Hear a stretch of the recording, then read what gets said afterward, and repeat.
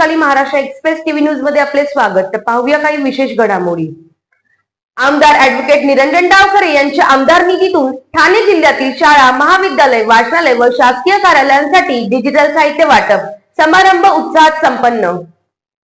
वर्तक नगर ठाणे येथील भाजप कार्यालयात उत्साहपूर्ण वातावरणात पार पडला। या कार्यक्रमास भाजप महाराष्ट्र प्रदेश महामंत्री ॲडव्होकेट माधवी नाईक, भाजप ठाणे जिल्हाध्यक्ष श्री संदीप लेले, ठाणे महापालिका उपमहापौर श्री कृष्णा पाटील, कोकण पदवीधर प्रकोष्ठ संयोजक श्री सचिन मोरे, भाजप महाराष्ट्र शिक्षण आघाडी संघटक श्री NM भामरे व इतर मान्यवर यांची उपस्थिती लाभली। या कार्यक्रमांतर्गत आधुनिक डिजिटल साहित्यांचे वितरण करून तंत्रज्ञानाधारित शिक्षकांना चालना देणे, अध्यापन अधिक परिणामकारक करणे व शैक्षणिक तसेच प्रशासकीय कामकाज अधिक सक्षम बनवणे हा मुख्य उद्देश असल्याचे आमदार ॲडव्होकेट निरंजन डावखरे यांनी नमूद केले। डिजिटल साधनांच्या वापरामुळे शासकीय कार्यालय अधिक कार्यक्षम होतील, मानवी चुका कमी होऊन वेळेची बचत होईल। शासनाने पारदर्शक व गतिमान प्रशासक हे धोरण राबवण्याच्या दृष्टीने हा महत्त्वाचा उपक्रम हाती घेण्यात आला। तसेच त्यावेळी त्यांनी स्पष्ट केले, शासकीय कार्यालयांना देण्यात आलेली डिजिटल सुविधांमुळे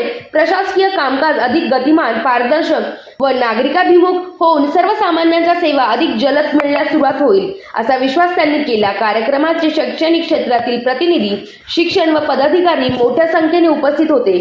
डिजिटल साहित्य वाटपामुळे ठाणे जिल्ह्यातील शैक्षणिक प्रशासकीय गुणवत्तेत लक्षणीय सुधारणा होईल, असा विश्वास त्यांनी यावेळी व्यक्त केला। सगळं ज्ञान आपल्या क्लासरूम मध्ये त्या डेस्कटॉप वरती विद्यार्थ्यांना उपलब्ध होऊ शकतं आणि त्याच्यामुळे ते उपलब्ध व्हावं, त्याला मेडिकल नोट्स पाहिजे असतील तर मेडिकल नोट्स, त्याला त्याच्यामध्ये UPSC MPSC ची तयारी करायची असेल तर त्याची माहिती त्याला सगळी त्याकडे उपलब्ध झाली पाहिजे। या एकमेव उद्देशाने आपण हे डिजिटलायझेशनचं काम सुरू केलं।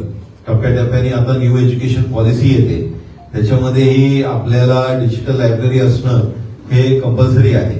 त्याचबरोबर आताच्या याच्यामध्ये जर शासनाचं पण आपण वर्किंग बघितलं तर आपलं शिक्षण विभाग हे बऱ्यापैकी ऑनलाईन पद्धतीने आपलं काम आज या इकडे शासनाचं सुरू आहे आणि त्याच्यामुळे या सगळ्या गोष्टींचं, या कम्प्युटर्सचं, या प्रोजेक्टर्सचं, या इकडे प्रिंटर्सचा आपल्याला जास्तीत जास्त वापर होईल, त्याचा सदुपयोग होईल हा विश्वास मला आहे।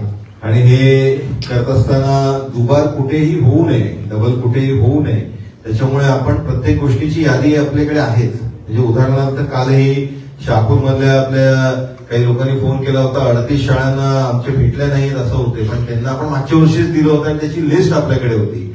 त्यांचं म्हणणं होतं अजून एकदा द्या, तर ते शक्य होणार नाही, कारण पुढच्या ज्या शाळा आहेत ज्यांना भेटलं नाहीये त्यांच्यापर्यंत पोहोचलं पाहिजे, हा त्याच्या मागचा उद्देश असतो।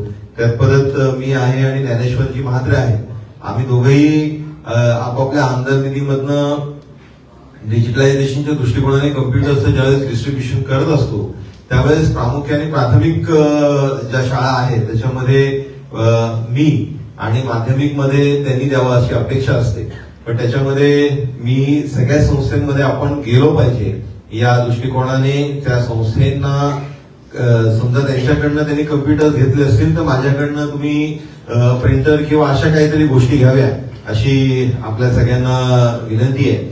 पण हे सगळं करत असताना अजून एक गोष्ट महत्वाची जी आहे ती म्हणजे की आपल्याला लक्षात घेतलं पाहिजे की आज हे सगळं डिजिटलायझेशन करत असताना आपल्याला सोलर, कारण विजेचा हा फार मोठा प्रश्न निर्माण झालाय, तरी आपल्याला इलेक्ट्रिसिटीचे जे बिल्स ग्रामीण भागांमध्ये विशेष करून जिल्हा परिषदेच्या शाळा आहेत त्यांना या गोष्टीची एक अडचण निर्माण झाली, कारण ग्रामपंचायती साधारणपणे त्यांना बिल भरायला, इलेक्ट्रिसिटीचं बिल भरायला पैसे तेवढे उपलब्ध करून देत नाही, त्यांनाही निधी कमी आहे आणि त्याच्यामुळे या माझ्या नवीन टेन्युअरमध्ये मी असा एक संकल्प केलाय की सगळ्या शाळा आपल्याला ग्रीन स्कूल करायच्या आहेत। अशाच नवनवीन घडामोडी पाहण्यासाठी आमच्या चॅनलला लाईक करा, शेअर करा, सबस्क्राईब करा आणि बेल आयकॉन दाबायला विसरू नका। तोपर्यंत धन्यवाद।